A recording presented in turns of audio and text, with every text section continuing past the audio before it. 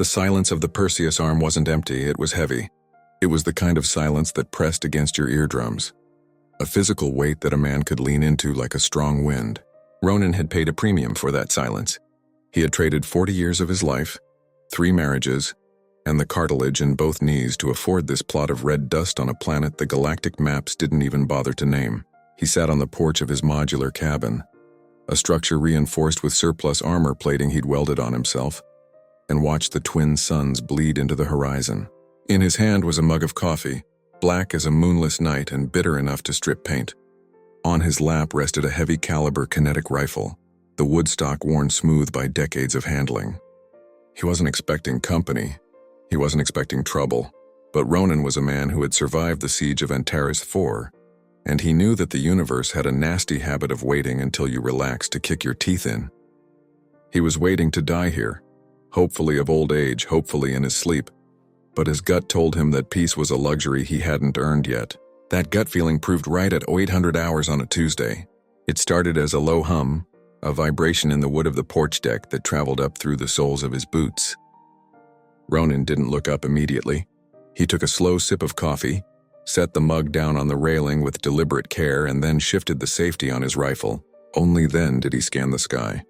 A transport ship, civilian class, trailing black smoke and venting coolant like a wounded animal, was screaming down from the upper atmosphere. It wasn't a graceful landing. It was a controlled crash. The vessel slammed into the valley floor 2 miles out, kicking up a mushroom cloud of red dust that blotted out the suns. The shockwave rattled the windows of the cabin, but Ronin didn't flinch. He just sighed. The sound of a man who knows his day just got a lot longer, and stood up. His knees popped, a reminder of the miles he'd marched, but his movement was fluid. He didn't run. Running was for prey. Ronin walked. He reached the crash site 40 minutes later. The heat was intense, radiating off the warped metal hull. Most men would have rushed in, shouting, looking for survivors. Ronin stayed back. He found a ridge, went prone, and watched through his scope. Discipline isn't something you turn off just because you're retired. You check the perimeter. You watch for the ambush. You wait. The hatch of the transport hissed open, sparks showering the dry ground. Ronin's finger tightened on the trigger, taking up the slack. But what came out of that ship wasn't a Syndicate hit squad. It wasn't a boarding party, it was a woman, tall, violet-skinned, with 4 arms and eyes that held the universal look of absolute desperation. She was carrying a bundle. Then another came out, and another. Children, dozens of them. Small, frightened things clinging to the torn robes of the women. 11 women, maybe 30 kids. They stumbled out into the alien sunlight, coughing, bleeding, and terrified. Ronin lowered the rifle. He spat into the dust. He had come here to be alone. He had come here to forget the sound of crying children and the smell of fear. But as he watched them huddled together, scanning the empty horizon for a threat he couldn't see yet, Ronin felt that old, familiar burden settle onto his shoulders. It was the weight of duty. It was the curse of the capable. If you have the power to act and you don't, you're not a man, you're just a waste of space. He stood up, breaking cover, and walked down the slope. The women saw him and froze. The leader stepped forward, shielding the children. She looked at his scarred armor, his weapon, his grim face. She didn't beg, she just stood her ground. Ronin respected that. "Water's at the house," he said, his voice rough from disuse, sounding like gravel in a blender. "Walk in a single file, don't straggle." He turned his back on them and started walking home. He didn't check to see if they were following, he knew they were.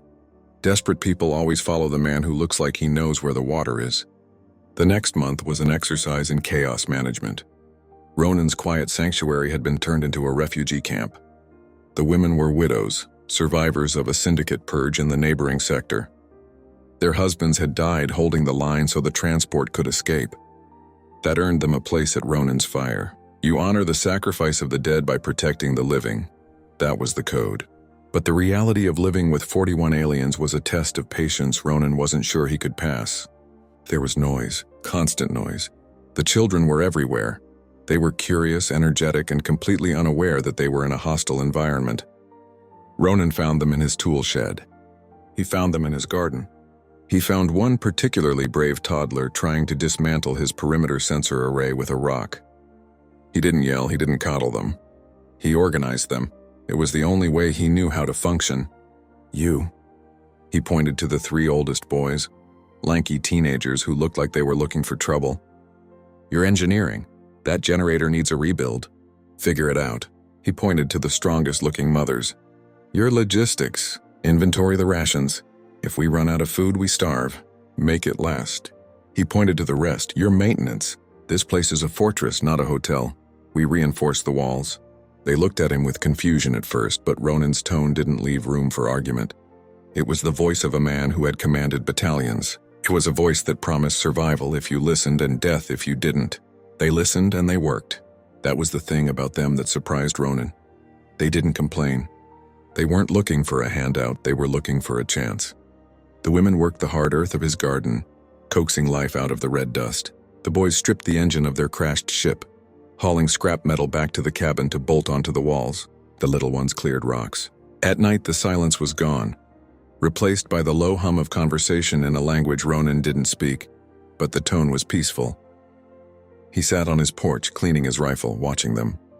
He told himself he was just an observer. He told himself he was just a temporary landlord until a rescue ship came. But rescue ships don't come to the Perseus Arm, and deep down, Ronin knew that the Syndicate doesn't leave loose ends. They would come. It wasn't a matter of if, it was a matter of when. He started the combat drills on the 5th week. It wasn't a popular decision. The mothers were protective. They wanted to shield their children from the violence of the galaxy. Ronin gathered them in the courtyard, a dusty patch of ground between the cabin and the barn. He held up a spent casing from his rifle. The universe is a cold place, he told them. It doesn't care if you're good. It doesn't care if you're peaceful. It only cares if you can hold your ground. He tossed the casing to the leader, a woman named Ilara. You can hate me for teaching them to fight, but you'll hate me a lot more if they die because they didn't know how. Ilara looked at the casing, then at her son, who was watching Ronin with wide eyes. She nodded slowly. The training was brutal. It was basic training stripped of the ceremony and condensed into pure survival. Ronin taught them how to shoot. He didn't use energy weapons, he used kinetic slug throwers. Old tech, heavy, reliable. Energy shields adapt to frequencies, Ronin explained, adjusting the stance of a young girl who was barely taller than the rifle. They don't adapt to a chunk of lead moving at 3,000 feet per second. Physics is the only law that never gets repealed. He taught them cover and concealment. He taught them to dig. That was the most important lesson. A hole is your best friend, he would say, pacing the line as they dug trenches in the baking sun. A hole doesn't jam, a hole doesn't run out of battery. You dig until your hands bleed and then you dig some more. They hated it. He could see it in their eyes. The exhaustion, the frustration, but they did it. And as the weeks turned into months, Ronin saw the change. The fear in their eyes was replaced by something else. A hardness, a focus. They weren't refugees anymore, they were a unit. The boys walked with their heads up. The mothers moved with purpose. And Ronin, the solitary ghost of the frontier, found himself patrolling the perimeter at night not just to protect his property, but to protect them. He caught himself fixing a toy for one of the toddlers. He caught himself showing Ilara how to properly brew the bitter earth coffee he drank. He was becoming something he hadn't been in a long time. He was becoming a father, not the kind that gives hugs and bedtime stories, the kind that stands at the door with a rifle so the family can sleep. The scout drone appeared 3 months in. It was a small thing, barely visible against the glare of the suns, but Ronin's sensors picked it up. A Syndicate probe, mapping the terrain, counting the heat signatures. Ronin watched it circle once, twice, and then zip back toward the upper atmosphere. He didn't shoot it down. That would just confirm they were hostile. He let it go. He walked out onto the porch where Ilara was sweeping the dust. "Get the kids inside," he said quietly.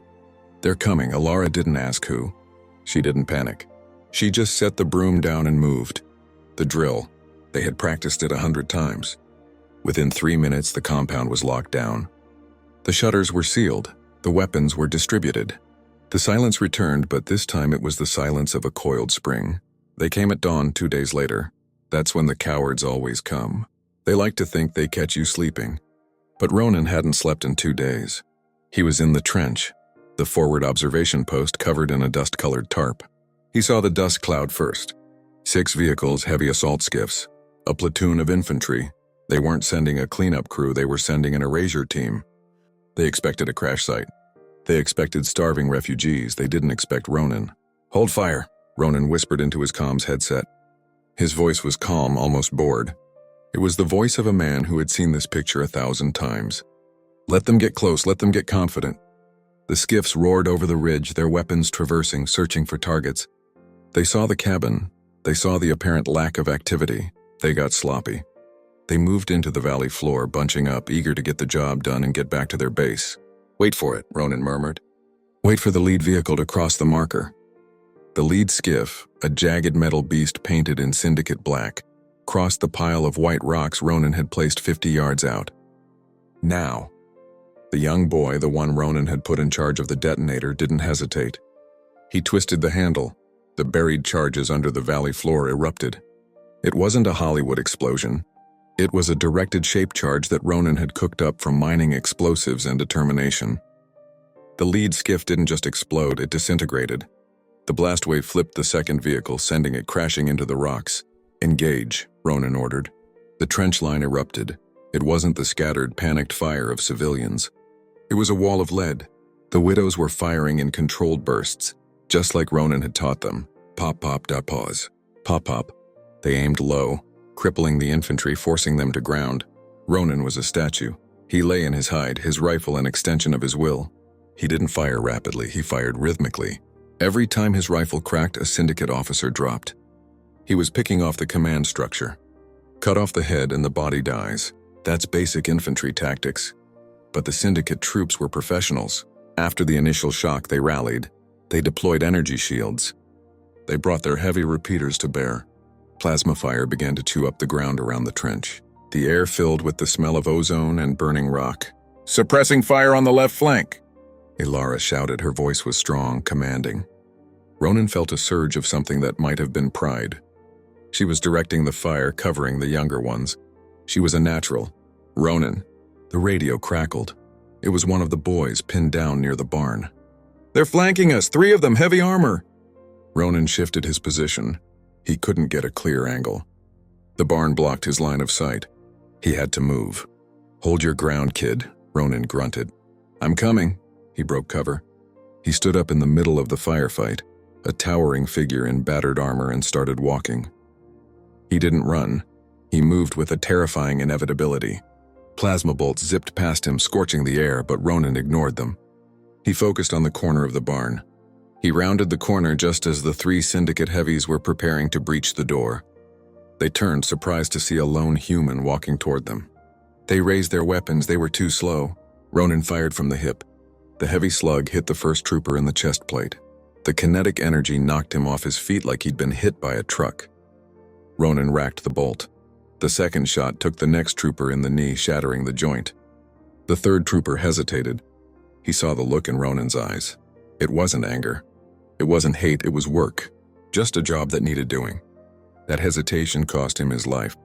Ronin clubbed him with the butt of the rifle, a savage, efficient strike that ended the threat instantly. "Clear," Ronin said into the comms. He checked the boy. The kid was shaking, clutching his rifle, but he was unhurt. "You did good," Ronin said. "Now reload, it's not over yet." The battle lasted another hour. It was a grinding, dirty affair. But the Syndicate realized too late that they weren't fighting refugees. They were fighting a fortress commanded by a ghost from the old wars. When their commander fell, his helmet shattered by one of Ilara's shots, their morale broke. They retreated. They ran back to their remaining skiffs and fled, leaving their dead behind. Silence returned to the valley. But it was different now. It smelled of cordite and victory. Ronin stood on the porch watching the dust settle. His armor was scorched. He was bleeding from a shrapnel cut on his cheek. But he was standing. Ilara walked up the steps. She was covered in dust, her robes torn, but her eyes were shining. She looked at Ronin, then at the retreating dust cloud. "They will come back," she asked. "Maybe," Ronin said. He wiped the blood from his cheek. "But word travels fast. They know this isn't a soft target anymore. Predators prefer easy meals. We aren't easy." She nodded. She reached out and placed a hand on his arm. It was a breach of protocol, a breach of the distance he had tried to maintain. But Ronin didn't pull away. "Thank you," she said. "For the water. For the fight." "It's just tactics," Ronin grunted, turning back to the door. "Check the ammo stores. We need to reload the magazines. And tell the kids to stay off the West Ridge. There might be unexploded ordnance." "Yes, Ronin," she said. But there was a smile on her face, a knowing smile. That night there was a feast. Rations were opened. A bottle of whiskey Ronin had been saving for his funeral was cracked. The children sat around him, wide-eyed, asking about the battle. They touched his armor. They asked about his rifle. Ronin, the man who wanted silence, found himself explaining the gas system of a Mark IV slug thrower to a 6-year-old alien girl who listened like he was reciting poetry. He looked around the room. The firelight danced on the walls he had built. It reflected in the 44 eyes of the people he had saved. He realized then that he had failed. He had failed to retire. He had failed to die alone. He had failed to fade away into the history books. And as he took a sip of the whiskey, feeling the burn in his chest, he decided he was okay with that failure. Retirement is for men who are done. Ronin looked at the boys cleaning their weapons in the corner. He looked at Alara organizing the watch schedule. He wasn't done, he was just getting started. If you think a man is defined by what he leaves behind, you're looking at it wrong. A man is defined by what he stands in front of. Ronin stood in front of this family, and God help anyone who tried to move him. 6 months later, the settlement had a name. They called it Iron's Rest. Traders stopped by now. They knew it was a safe haven. They knew the perimeter was secure. Ronin stood on the observation deck he had built on the roof. He watched a transport ship land, bringing supplies, bringing news. He lit a cigar, the smoke drifting up into the alien sky. "Grandfather," a voice called out. It was the smallest boy, the one who had tried to dismantle the sensor array. He was holding a wrench that was bigger than his arm. The generator is making the knocking sound again. Ronin sighed. He looked at the sunset. He looked at the cigar. Then he crushed it out on the railing. "I told you to tighten the manifold," he grumbled, walking toward the hatch. "You can't just hit it with a hammer and hope for the best. Show me." He followed the boy down the ladder. He walked with a limp now, the damp air getting to his joints. But his back was straight. His hands were steady. He was Ronin. He was the stepfather to 11 families. And he had a generator to fix, because that's what you do. You fix things, you hold the line, and you never ever let them see you blink.